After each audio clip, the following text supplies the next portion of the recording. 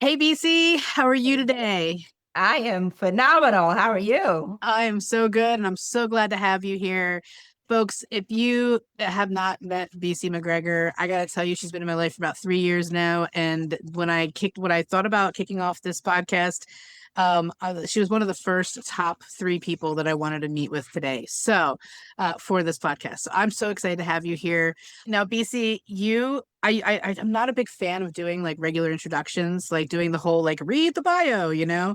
I'm more about what comes to you when like you think about who is Bisi MacGregor? Like what about life or about business do you want to share with the world today? Mm. First of all, I'm excited to be here. And 3 years? I Like, know, I how is it that know. we've known each other 3 years? Like, that is crazy. That is insane that we've Thank known God for each Facebook other. memories. Absolutely, absolutely. And thank God for Facebook because that's kind of how we connected, really. hmm You know, Exactly. um, And so I hear you about not doing the formal introduction. And, I am Bitsy McGregor, and I I mean, that's all spent, on our website, right? It's like go to it the sure website. You is. can find it there, which will be in the So, notes. yes, it will be in the notes. Exactly. Well, who is Bitsy McGregor? I feel like that is so vast and so huge. And to be honest, I am still unfolded who Bitsy is. I'm Absolutely. still just, peeling the layers. And I keep surprising myself about who, huh, who this woman is. But in a nutshell, I am the founder of Fear to Freedom, the creator of the Live More Fear Less methodology. And I work with women who have built a good life, really, and I help them build a great life. hmm I help them stop the overthinking so they can be about the dreams and desires that they want and not just dream about. So, and I do that through life coaching, mindset coaching, and mentorship. Really, that's what I do. I get goosebumps every time you say some of the stuff you said. Something that I always get goosebumps when you say you stand for the liberated woman. I do. Can you tell me more about that?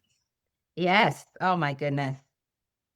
I am a stand for the liberated woman. For as long as I remember, for as long as I can remember, I have recognized liberation, freedom in my soul, in my body. I have recognized that. And for context, I was born in the United States and moved to Nigeria when I was about 4. And between the ages of 4 and 16, I lived in Nigeria. So my formative years were in Nigeria. If anybody knows anything about Nigeria or even African parents, there usually is a path set for the children. Yes. There is a path. There's no veering off the path. And so what I knew was there is a path for me, but my soul, my body also Just knew it doesn't, I don't know why it doesn't feel right. right. It doesn't feel right. There's something else. And that was that feeling of liberation and freedom that I felt in my body. And I knew it wasn't on this path.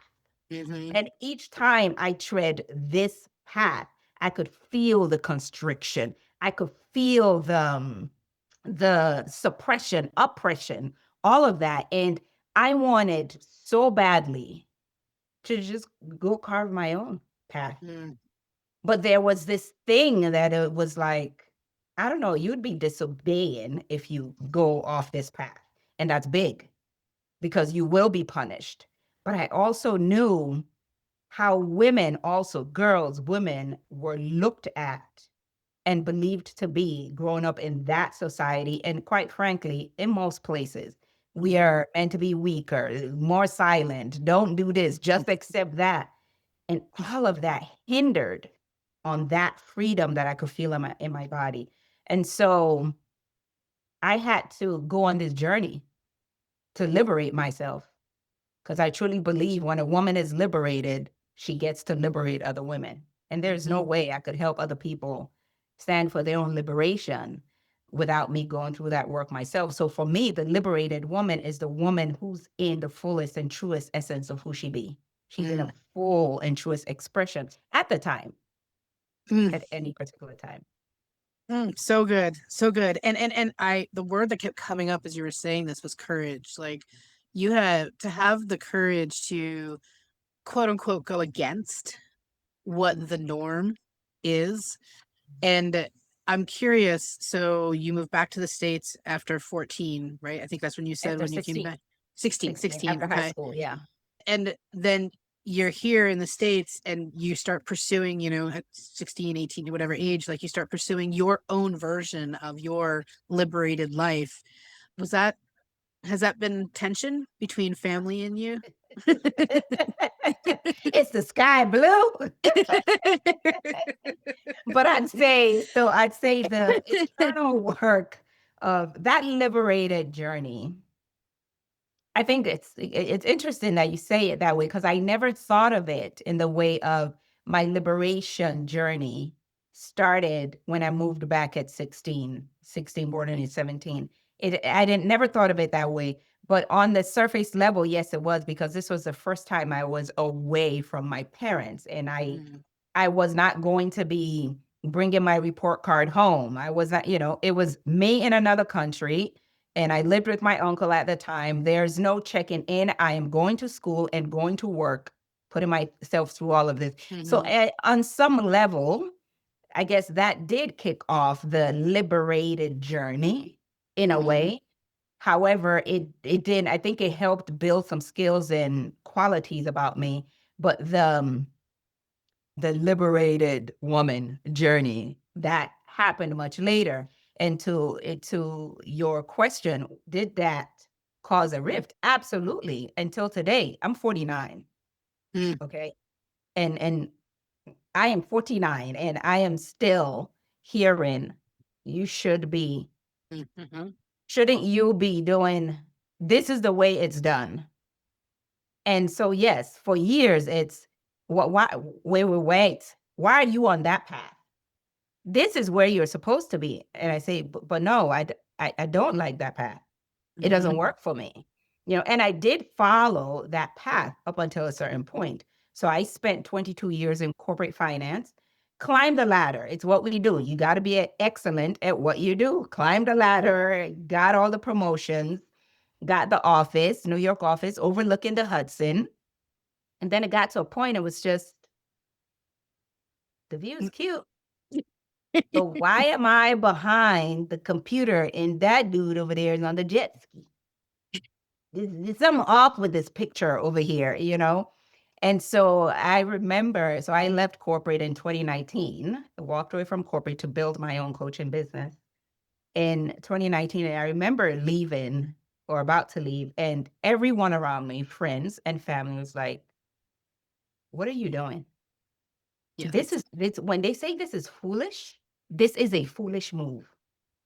This is not wise. I don't know who is advising you, which inherent in that is they're saying you can't make a decision on your own anyhow. Somebody has to be mm, advising you. So it's no, this is you need why don't you just do this thing called your passion on the sidelines?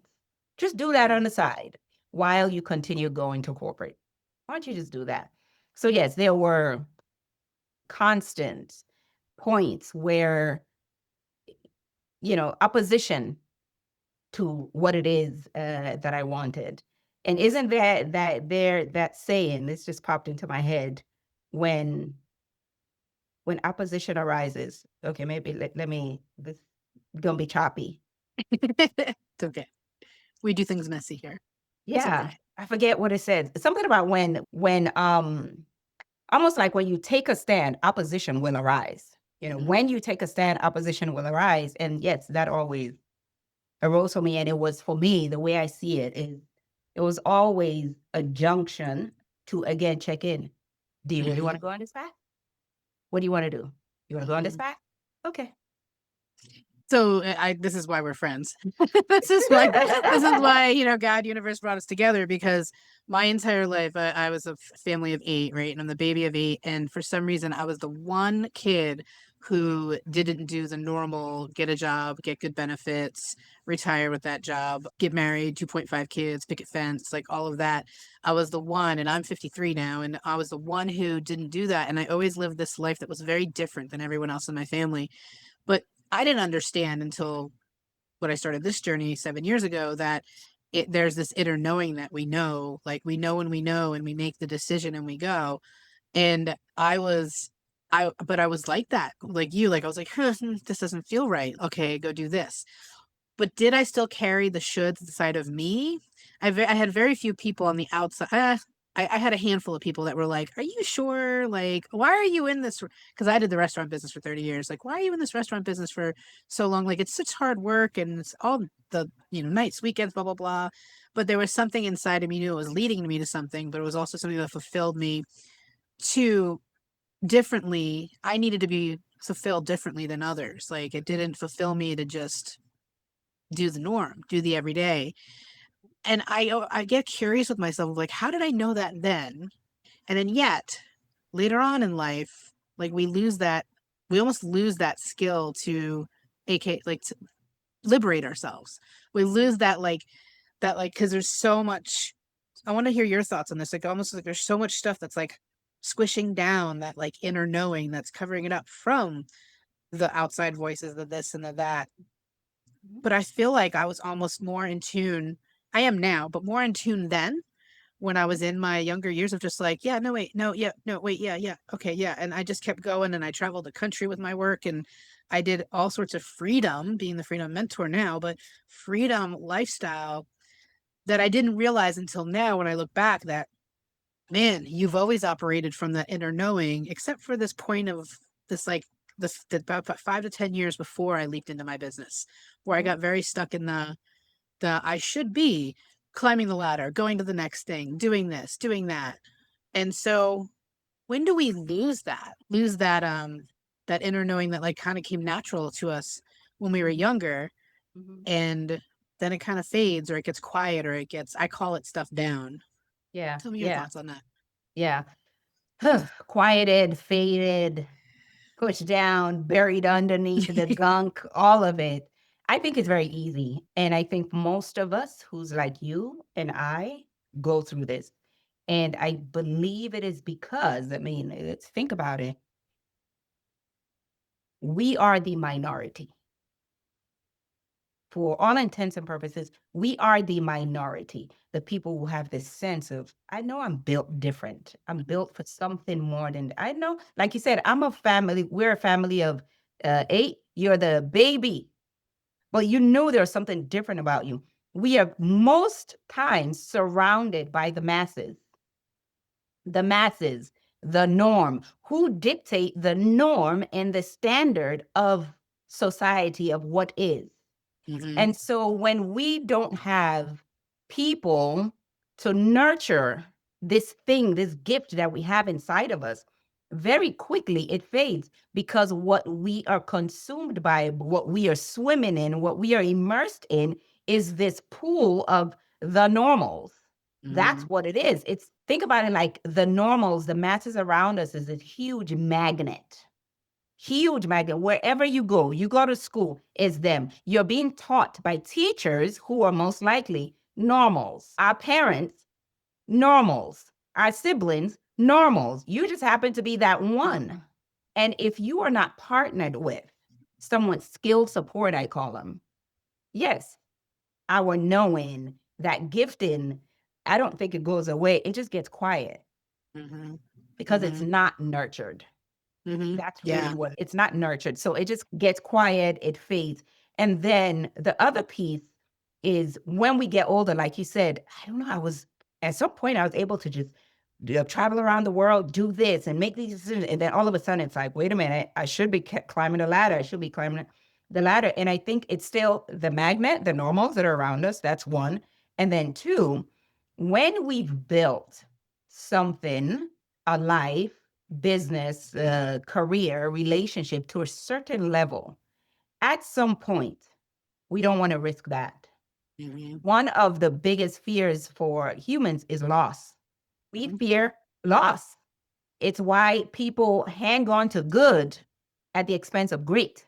Mhm. So even though you're seeing like, what I really want is to build this business, make this impact, it's like, but wait, I've already built I'm a assistant vice president of finance in this grand company. I have an office overlooking the Hudson. What are you going to, you're really going to lose that for Mm, this that isn't sure?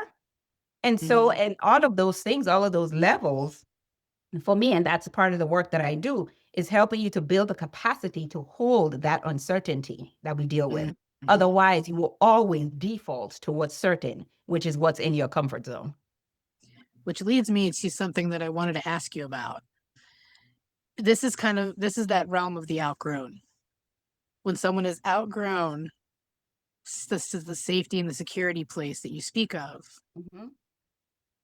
How do you help them Mm, move from mhm, how do you help the outgrown?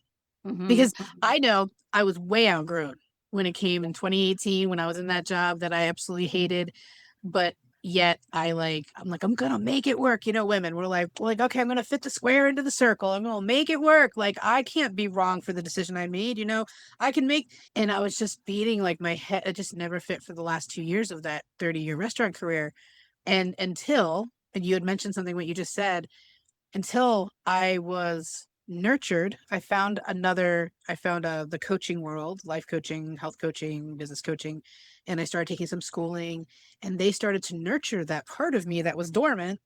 And I was like, oh, wait, there's more possibility than I gave like that. I didn't even realize.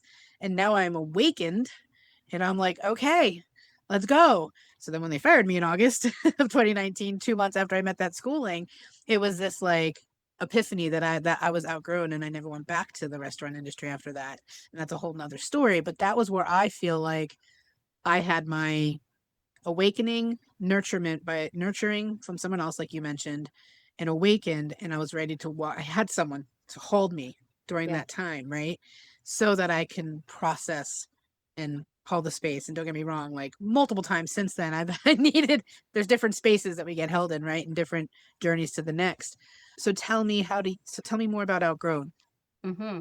I love that. I love that analogy because I think a lot of women go through that. I went through that as well. And outgrown for me is when your old life cannot hold a new you. Mm. That's literally what it is. Wait, say that again. When your old life, the old you cannot Mm-hmm. hold the new you. Mm. That's literally what is. Because to your point, it was okay. I knew I'd outgrown this restaurant business. So I even speak for myself, just so I knew I'd outgrown this position, assistant vice president of finance. I'd outgrown it before I even became an AVP. I was a director. I knew I'd outgrown it, but it was the thought of, but wait a minute. This is why I went to school, undergrad. I got an MBA. You climbed the ladder. Do not give up. I mean, it's a great salary. You got bonuses. You're leading people. Just stay here. This is sure. This is Mhm. sure. And so a lot of people stay in rooms, roles, relationships, conversations, habits Mhm. because they know the outcome. People have not built their relationship, a healthy relationship with uncertainty at all. And so, how I help people is first of all, recognizing where you have outgrown and what keeps you, I call it what keeps the accomplished woman in the gap. Mhm. What keeps you moving from what keeps you moving from what you've heard and doing? Because you heard a thing, okay, it's time, go do this. But instead of moving, you decide, let me pull. What do you do you think? What do you think? I mean, I've spent 22 years here. Do you think I should do 25? Maybe retirement? What do you think? You start polling people because what you're doing is you're solving for that uncertainty. Trying to, am I making the wrong decision? All of that. And so how I help people with outgrowing is we begin this process of sourcing your freedom. And I love that you talked about awakening. I have my pillars. It starts with awareness. So that awareness again is identifying, wait a minute, I have outgrown this and I'm being called to something different. Mhm. Just that awareness, the awareness of you are allowed. You're allowed. You're allowed to move. It's okay. You're allowed. Mm-hmm. You know, I tell this story to my clients about you enter into an arcade to go throw some darts, and they give you 4 darts, 4 dartboards. And the darts, maybe 10 for each dartboard. 10 you into the room, you hang up your dartboards, and you're just hitting bullseye. Everybody's screaming, yeah, yeah, you're hitting. You're done. All 4 dartboards are filled up. Bullseye for all of them. There's still time on the clock, but you don't have anything else left. And now what? Mm-hmm. But they are all clapping. But the thing is, they're clapping and cheering for what you did. There's a hunger in you for, you're like, there's time on the clock and I still have energy in my body. Now what? And that's what you talked about with partnering with someone who could hold you. Yeah. And that's what a lot of people are missing, because you're walking around with people who only know about 4 dartboards. That's it.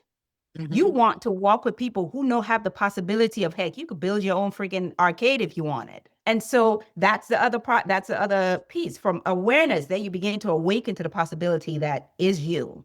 And after you awaken, then we start to move into the activation of this. Where's where we source your freedom in your decision making, in your own self leadership, in your emotional capacity to hold uncertainty, the highs and the lows, all of that. And so that's how we move you out of, move you from rooms that you're being called out of, that you have already outgrown. And so, in honor of the theme of this podcast is about the I Got It Girl, and I was the epitome of the I Got It Girl. It's like, I got it. I don't need any help. And I want to highlight this because you mentioned how important it was to get the support that you need to help you hold in that space, whatever space it is, because that support changes periodically throughout your life, depending on where you're at and, your focus is whatever. But I got to tell you, I did not believe that I needed anybody. And that's that death grip of control that I talk about. And again, successful lives. Like, I was in such control of my own life. Like, I didn't need anybody to support me financially. I didn't need anybody to support me in making my next decision or this and that. Like, I had to make decisions from 7 on. So for me, making decisions and having change was really easy. It was like, go, decide, go, just you'll, whatever happens, you figure it out, you pivot. And so that's a skill that came very young age for me. But to the point of, I needed to be in control of that without anybody else. So, like, I don't want to encourage people to look outside for what is innately in you.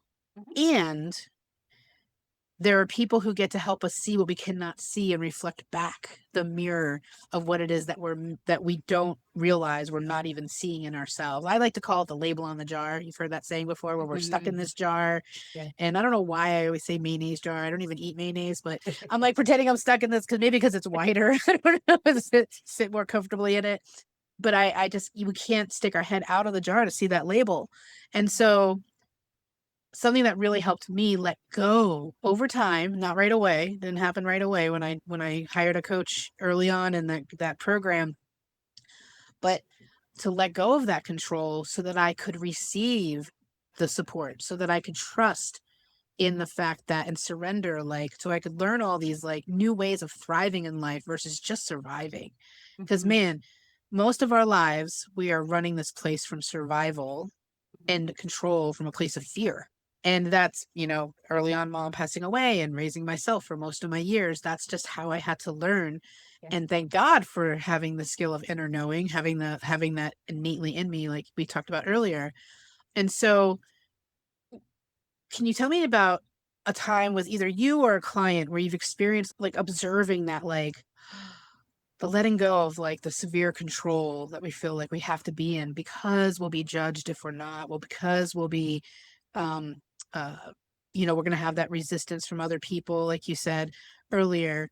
But for yourself or a client that you remember, what's that time where you're just like, it was just so, like, sometimes I can't find the words, me, I make noises, I like grunt and I sigh, and because there's just like inner knowing, you're like, Oh my gosh, thank God. For me, honestly, the true letting go was in 2024. And that's in another podcast, another episode. But it Yeah. was truly letting go. And it took me till I was 50. 2024 was what, 2 years ago? So 51 years old to finally fully let go. Yeah. And I believe there are layers to that letting go.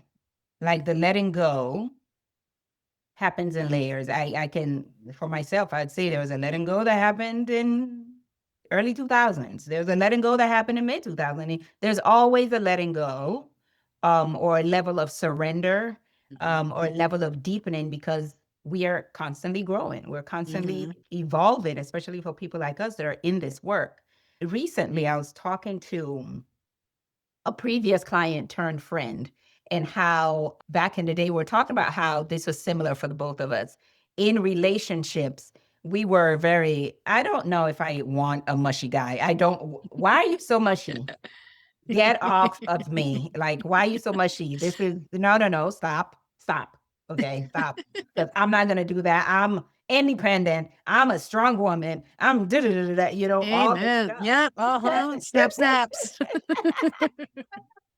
And that's who I was at one point. It was just and it wasn't, the truth is, it wasn't anything against the guy at all. It was me. There was just this thing where I was fighting a system that I grew up in. I was fighting a system that said women are weak, women are this, they are frail, they need this. And every day it seemed to be a goal, a task for me to prove that no, not this woman, not this one. She's not weak. She could do pull-ups like all these other guys. She can do this like all that. So in relationships, it was the same thing. No, no, no. Don't bring the mush here. I'm not that girl that needs all of the flowers and the thing. No, I'm strong. I'm stronger than that. But what I realized many years later in doing this work and whatnot, it was like, okay, just breathe. You're okay. Breathe. And the more I breathed and surrendered and allowed myself to be who I am without the proving, without defending who I need to be in, without fighting against what society says I should be and what no, I am not. The more I realized, oh my God, there is such love and tenderness in being with someone who actually wants to love me in that way. And the surrendering into that just deepens the intimacy, the relationship. There's so much more joy in that, and a softness, as well as a strength that comes out in that, and space to do and to be other things. Because I'm not utilizing that energy and space to fight this other thing. Now that's available for me in other areas. And so that's one area where that whole, I got it, girl, and all this stuff, and just to surrender and just, oh, this is what it feels like to be loved and allow myself to receive in that way. So yeah, and that's been interesting. I, that's a good word. That's a good word to describe it, because there's still a duality for the fiercely independent woman to allow a man to take care of them without the fear of losing their identity or losing who they are. And I went through it in my relationship, and we're better than we've ever been on year 10 now. And it's like, because I allowed him to fully love me and he allowed me to fully love him at this point a couple years ago. And we're still always a work in progress, right? But it's this knowing that I don't have to lose who I am to receive. Like it's like you described it one day in one of our conversations, that like receiving's one path, one path, I think you said, and like giving's another path. And they're not like, you don't lose one because of the other. It gets to be a this and a that.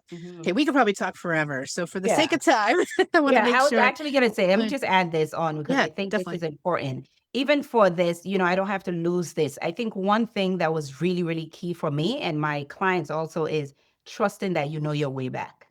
Trusting. And so I no longer need to fear going out there, fear, going to the depths of this, to the edge of that, because I know my way back. Yes. I know my way Yeah. back. And So that's yeah. that whole trust in self. Yes. And the trust in self and the trust, the self, I mean, self-love, I know it's overused right now in the world. And it's like, but it's so, so, so core to my whole journey. I know that Mhm, for mhm. it's like more I loved myself, the more I allowed to trust myself, and the more I allowed more to come in without any fear of that loss that you spoke Yeah. about. So good. Okay, we're gonna have to do a couple episodes, I think. Okay. So let's wrap this up with, what's your one piece of advice that you would give the world that is listening today for them to take away, and then also let us know how can they find you and further follow you or work with you if they are drawn to. The inkling that you feel, the sense, that knowing thing that you feel on the inside of you that keeps pulling you forward. It's not fiction. It's not real. It is very real. Follow it. It is very Yes. real. And if you do not know how to follow it, partner with skilled support. Your friends can't do it. Your sister can't do it. Your mama can't do it. Neither can your cousin. Partner with skilled support.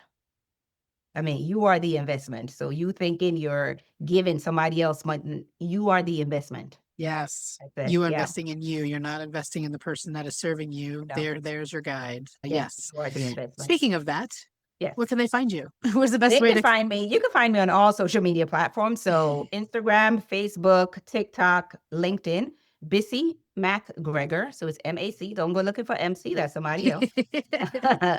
Bisi MacGregor. MacGregor. Yes. Awesome. And all of that will be in the show notes, guys. So thank you so much for coming and sharing your magic with the world. I adore you, and I look forward to doing probably a few more episodes with you. I would be so honored. Thank you. All right. Much love, my friend. Bye.